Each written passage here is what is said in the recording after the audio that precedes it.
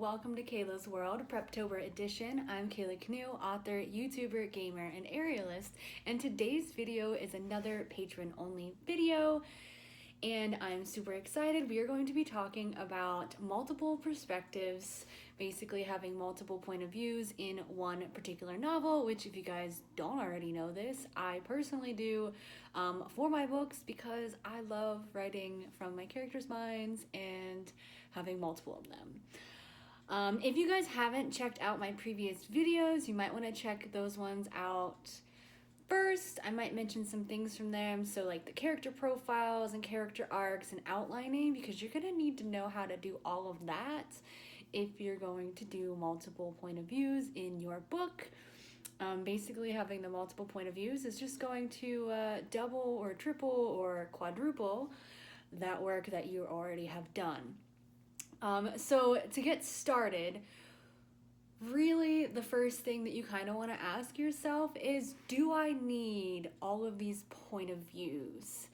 And how many should I have? So general guideline, 3 is probably a pretty nice number to be around if we're having multiple. I would say 5 would be more of like the higher end. Any more than 5 and you're really just going to be kind of distracting the readers or kind of, distancing them from all of your characters. So the more point of views that you have, the less time each of them gets on the page, which means less time for your readers to actually connect with those characters. And so if you have too many, it can distance your readers from all of your characters, and then they won't really know which ones to get the most invested in. And of course there's always exceptions and things like that. So there might be instances where the only way to drive your plot forward is to have this one perspective here or there, and that may be the case. But if the character, if their actions are not guiding the direction of your plot, they probably don't need to have their own perspective. So just kind of keep that in mind when you're deciding, should I have all these characters? Do I need all these characters? And one way to decide that is kind of like the whole equality, right? So if you have your book and you're outlining it and one character is taking up 80% of the page time and the other ones are kind of the other 20%, then there's a good chance that that book only needs to be written from that one perspective. Same goes if you have 3 characters, but 2 of those characters are taking up, 40% each, and then the other characters kind of maybe 20% or less. Maybe you don't need that 3rd character.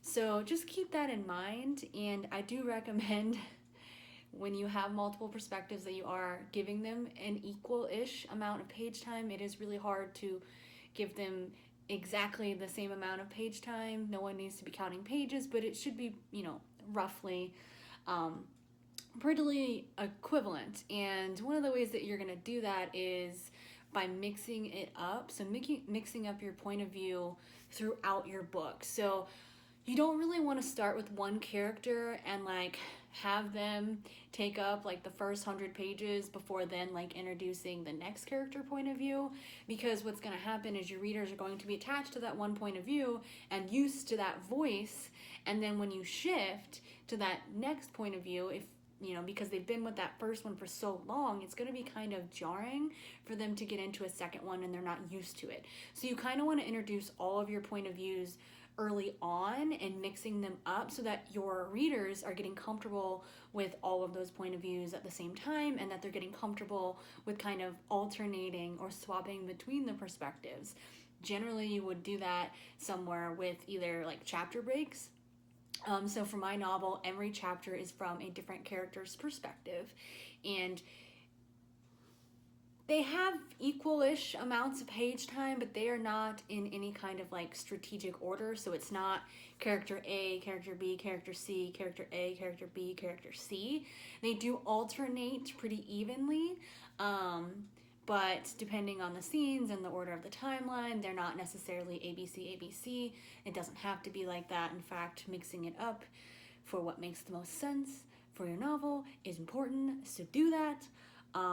And make sure that when you are shifting scenes that you are shifting responsibly. So you don't want to do anything that's going to like jar your readers.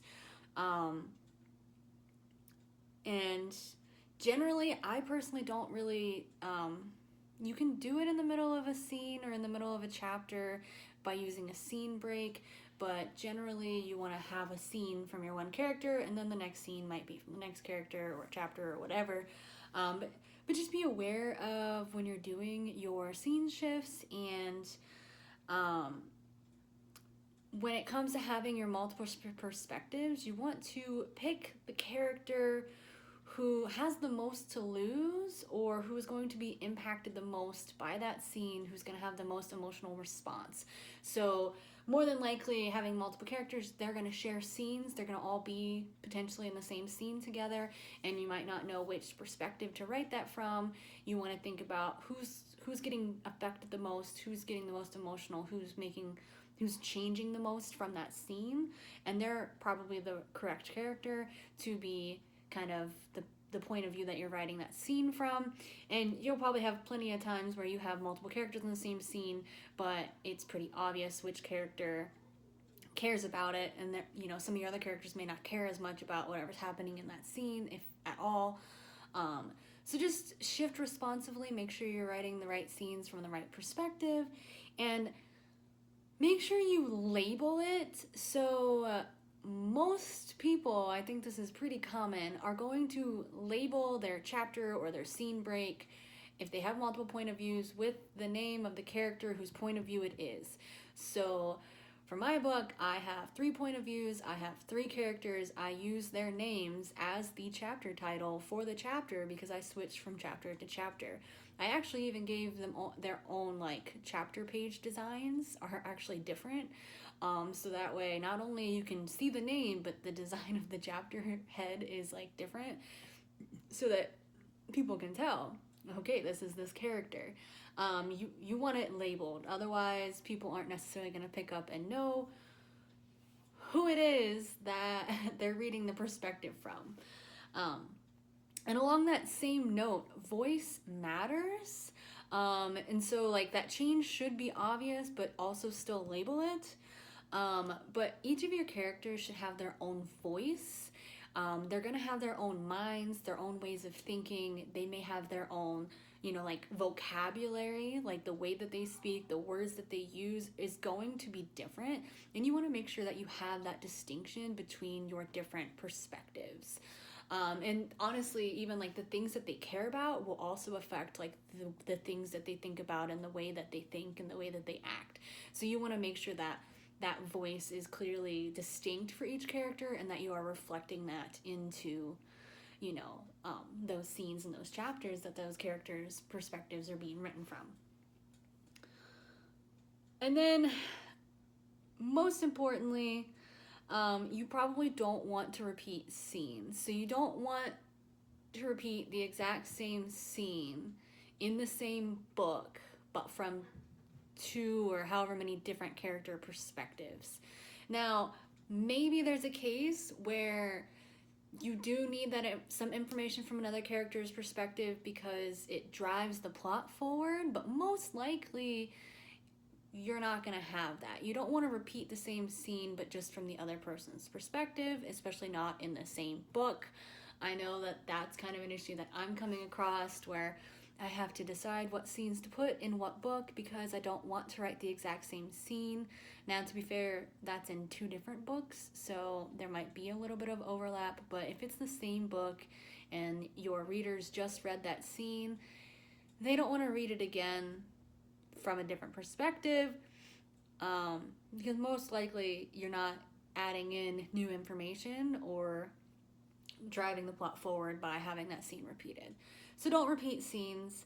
And then kind of the big thing, and I think the last thing on my list here, is that if you're doing multiple point of views for your novel, you want to outline it.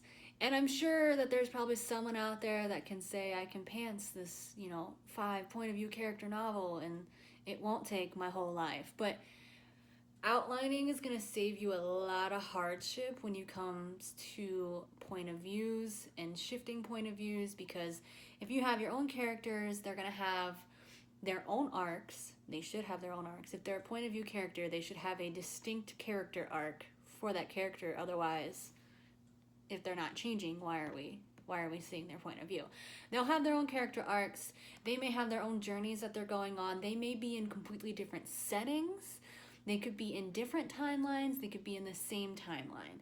You're going to want to outline this because you're going to want to know what character is where as you're writing this book, because if you don't know what character is where, it's going to be very hard to keep that straight, and you may end up writing a scene from one perspective and forget that the other character is there or somewhere close, and those things can interrelate. And yeah, so you're gonna have your multiple characters. They're gonna have their own plots. They're gonna have their own arcs. You're gonna want to outline, which I know not everybody wants to hear that, but you're gonna want to do it. And on that note, I do outline mine. You can see them back there. I have 3 different bulletin boards, and I do full outlines for each character. I do the character arcs in the outline, which I have explained in some of my previous videos what I do for my outlining process. And in addition to like each character having their own kind of story, their own kind of journey, their own arc, their plots are also intertwined together for the overall plot for the book, or for me for the series. So right now I am outlining 3 different books from the 3 different perspectives, but like book 1 is all 3 perspectives, and they all have their own journeys, but they're all together.